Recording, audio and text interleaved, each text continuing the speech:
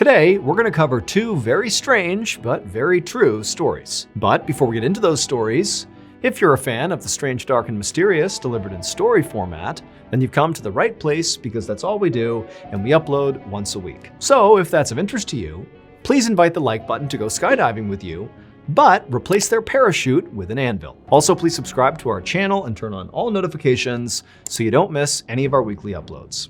Okay, let's get into today's stories.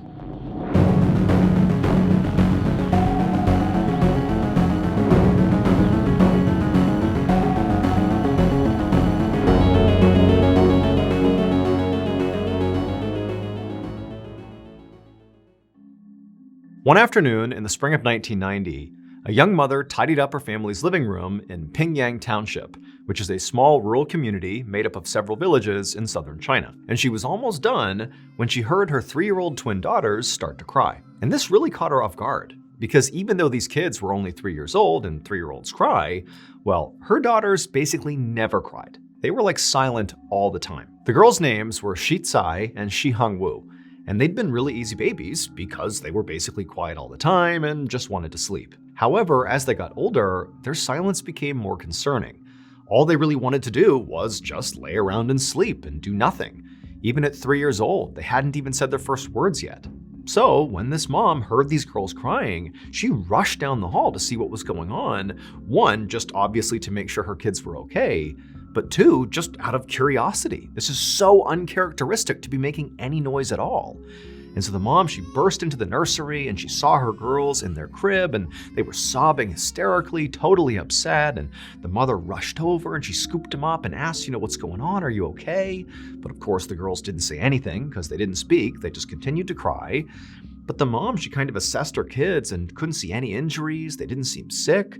They were just upset about something, but she had no idea what it was. And so the mom just stood there comforting her girls until they calmed down, and then she put them back into the crib and they both went to sleep. And that was it. A couple of days later, and the twin girls were back to their normal routine, being totally silent and sleeping for most of the day.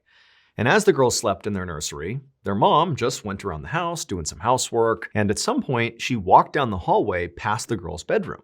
Now, their door to the nursery was shut, and again, they're just sleeping and being totally quiet. The mom hasn't heard them at all day. And as she's walking down the hallway, she suddenly comes to an abrupt stop right outside the nursery door, because distinctly she can hear her girls making noise in their room. But they're making a noise that just doesn't make any sense to the mother. Her daughters were not crying or fussing or anything like that. They were talking. At first, the mother wanted to rush in there and experience this firsthand, this landmark moment of her girls speaking for the first time. But she also worried if she went in there, they might go silent and she'd ruin the moment.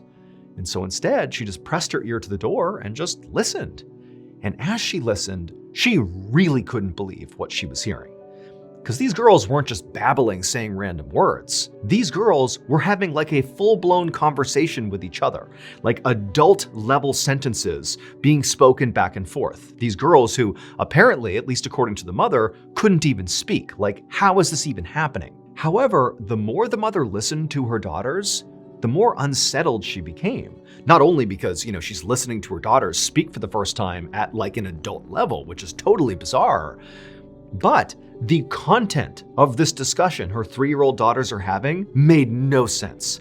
These girls were talking about stuff that they could not possibly know. The girls were talking in detail about people and events from a totally different village. A village their mother knew they had never been to, had never even heard of, and certainly didn't know anybody who lived there. Now, in basically every other part of the world, if a mother suddenly heard her 3-year-old twins, who had never said a word before, suddenly having adult-level conversations with each other about people and places that they can't possibly know about, that might be enough to spurn that mother to at least call their doctor. But this mom, well, she lived in Pingyang Township, and that meant, when she heard what her daughters were saying, as alarming as it was, she actually did know what was going on. Pingyang Township has a very strange secret, and that secret is that of the approximately 7,000 residents who live there, over 100 claim to be the reincarnated spirits of people who have died traumatic deaths. And this is not just some wacky thing these people are saying. No, in Pingyang Township, it's not just those 100 people who believe they really are reincarnated. It's the whole community. All 7,000 some odd people 100% believe that these people truly are reincarnated. And so how that plays out is that periodically, the reincarnated folks will go to a non-reincarnated person in the township and will claim things like, hey, in my past life, your family owed me a debt, and so now you're gonna pay it out. And these non-reincarnated people will absolutely pay that debt. Or in other cases, there have been fights, physical altercations that have come from a reincarnated person approaching a non-reincarnated person and basically saying, in a previous life, you or your family or your relatives insulted me in some capacity, my previous self, and we're gonna fight about it right now. And those fights take place in this town, and it's totally normal. But the interactions between the reincarnated and non-reincarnated people in this township, it's not just about conflict. In fact, there's been lots of decisions made in this township that are designed very specifically to avoid conflict between the reincarnated and non-reincarnated.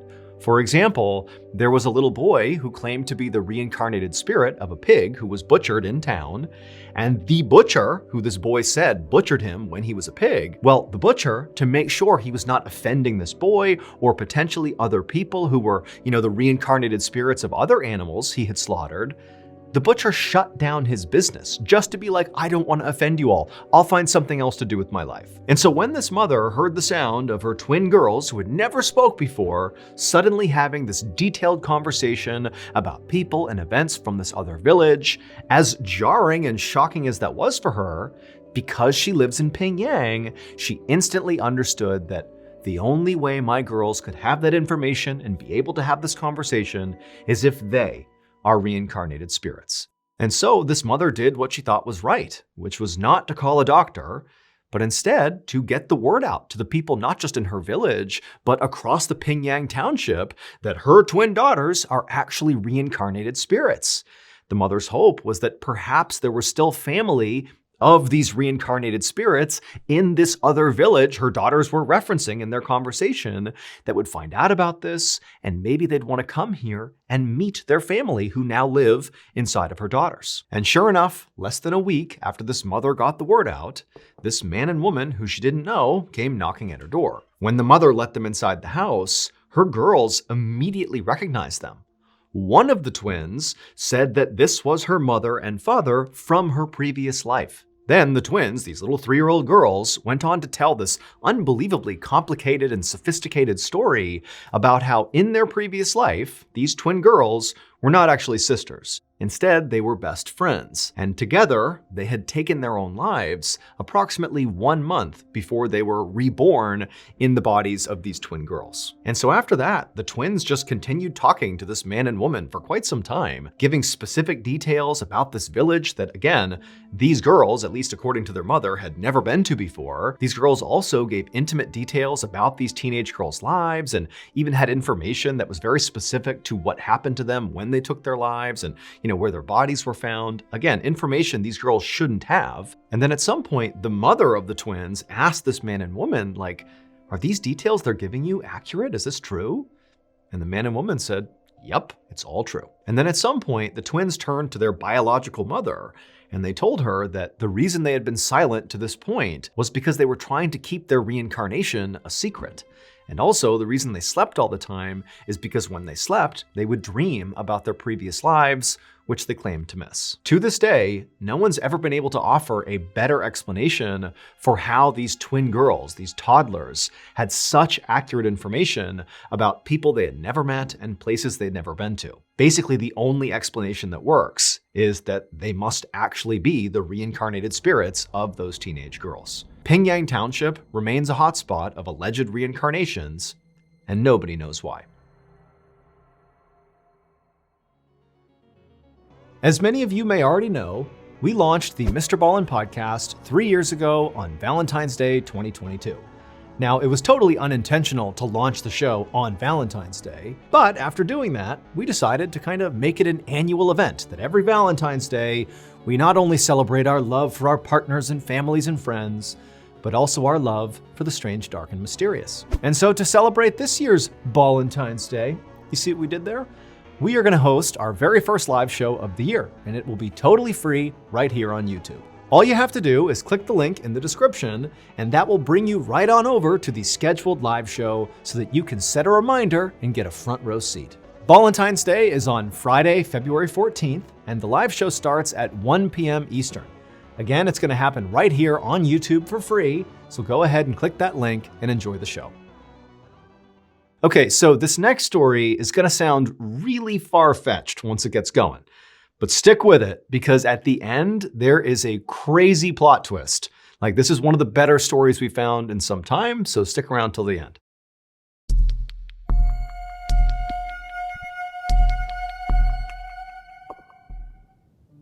On a spring afternoon in 1883, a young woman named Sarah tidied up her farmhouse in a tiny settlement called Eagle Creek in Arizona. While Sarah cleaned, her sister Elizabeth took a bucket outside to get water from their outdoor spring. So Sarah and Elizabeth actually lived together in this farmhouse along with their respective families. The American West at this time was sparsely populated and dangerous, so it was not uncommon for families to kind of band together like this. Their husbands herded the sheep and worked the land, while Sarah and Elizabeth looked after the house and also took care of their collective 4 kids. And so on this day, as Elizabeth was out getting water, Sarah continued to tidy up the house with one eye on the kids, making sure they were okay, when all of a sudden, the family's dogs, who were leashed up outside, began barking really aggressively. Now, for Sarah, this was really alarming because the dogs typically were pretty docile and didn't make a lot of noise. So clearly, something was going on outside. And so Sarah told the kids to stay inside, and she quickly went outside onto the porch to see what the dogs were barking at. And so once Sarah was out on that porch, she immediately surveyed the area out in front of her, and off to her left and off to her right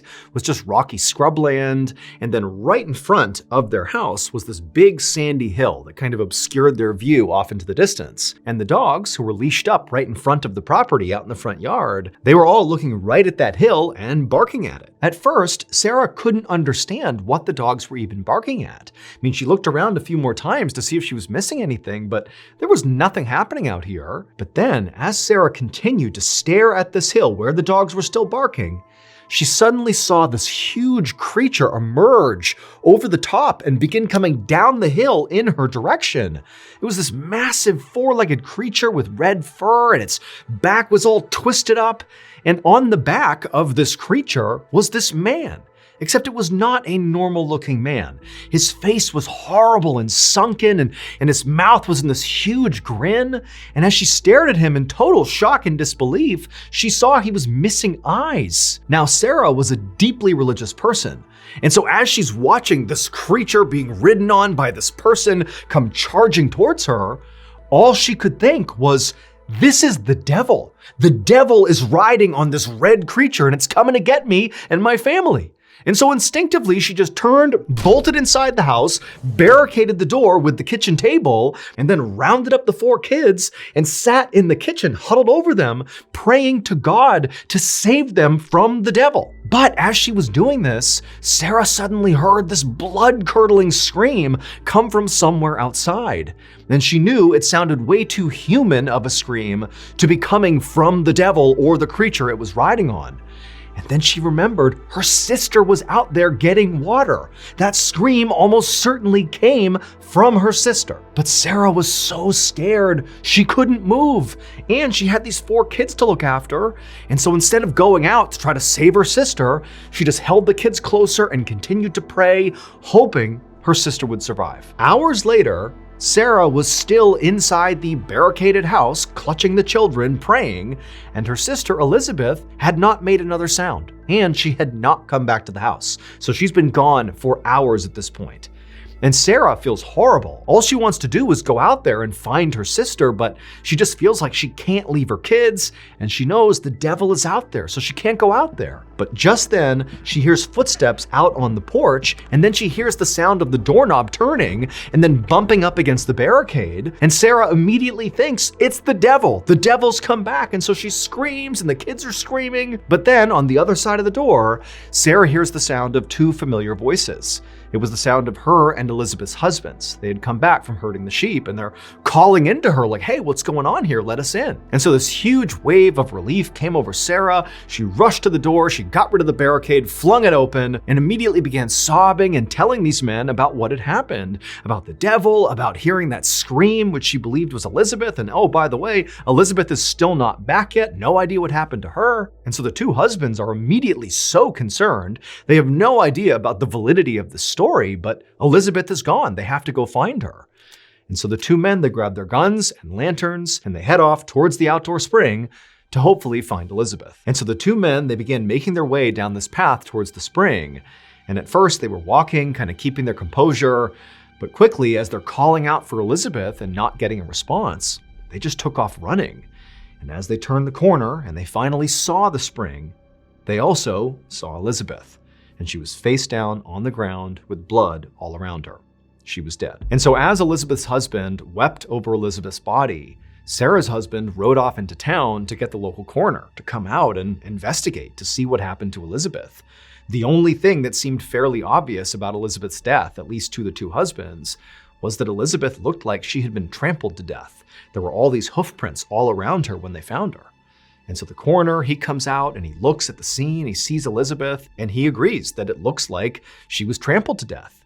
However, when he examined the hoof prints that were all over the place, they were way too big to be a horse's hoof print. And so the coroner literally said, "I can't say she died by being trampled by a horse. This was not a horse." And so the coroner wound up speaking to Sarah, who would tell him all about, how the devil came over the hill on this big four-legged creature that was all red, and she heard the scream, which must have been Elizabeth, and so the devil has trampled her sister to death. That's what happened. Now, the coroner agreed with Sarah that very likely her sister had been trampled to death by something gigantic. However, he didn't believe the actual details of Sarah's story. He did not believe that the devil killed Elizabeth. And so ultimately, because the coroner just couldn't be sure what actually happened to her, he wound up listing Elizabeth's cause of death as just unknown. But the coroner's doubts did not stop the story of the devil from spreading. Before long, basically everybody on the Arizona frontier had heard about the devil and the strange creature he rode, to the point where they were given a nickname. Together, they were called the Red Ghost. Still, most people who heard this story didn't really believe it actually happened. They figured it was kind of a joke or maybe an exaggeration, just sort of lore passed around town. But over the next few years following Elizabeth's death, sightings of the so-called Red Ghost became much more frequent and more strange. Many campers claim to have seen the Red Ghost trotting through the Arizona wilderness. In fact, some of these people claim that in the middle of the night, the Red Ghost would appear and trample on their tents. One cowboy claimed he got close enough to the Red Ghost that he was able to actually lasso its neck. However, the Red Ghost, in turn, took off so quickly and so powerfully that the cowboy got dragged and had to let go. And so stories like these, run-ins with the Red Ghost out in the wild, persisted for years, until about a decade after Elizabeth's death, this farmer in eastern Arizona happened to look out his window, and there, standing in his turnip patch, was the so-called Red Ghost. And this farmer had heard all the stories about the Red Ghost, and he had already made up his mind about what he would do if he ever ran into the Red Ghost, and that would be to shoot it. And so what did he do? He grabbed his rifle, he leaned out the window, and he fired.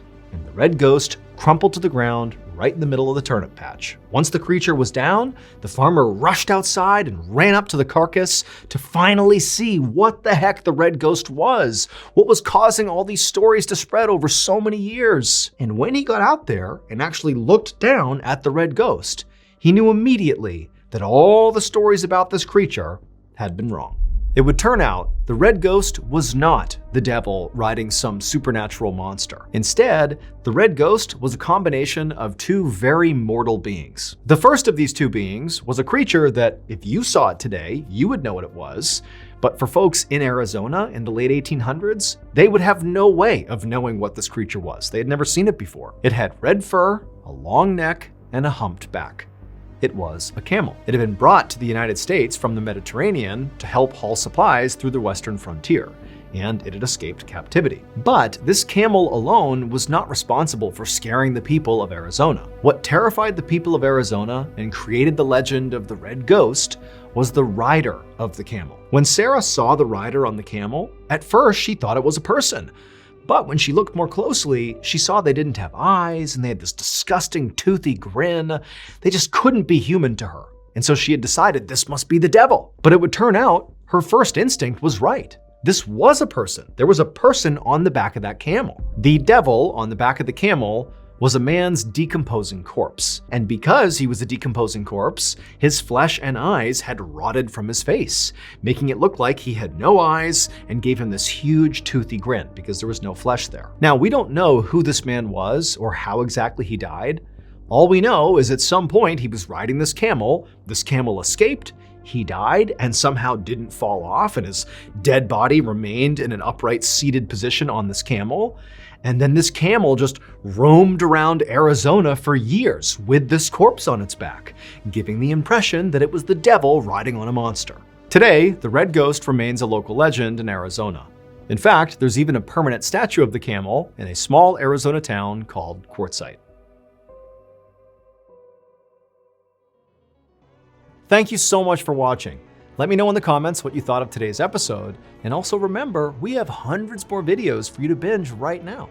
But if you want a recommendation of, which video to invest your time in, well, here are 2 great options right here. If you want more Mr. Ballin content, click on this one. And if you want some redacted declassified mysteries with Luke Lamana, click over here. All right, until next time, see ya.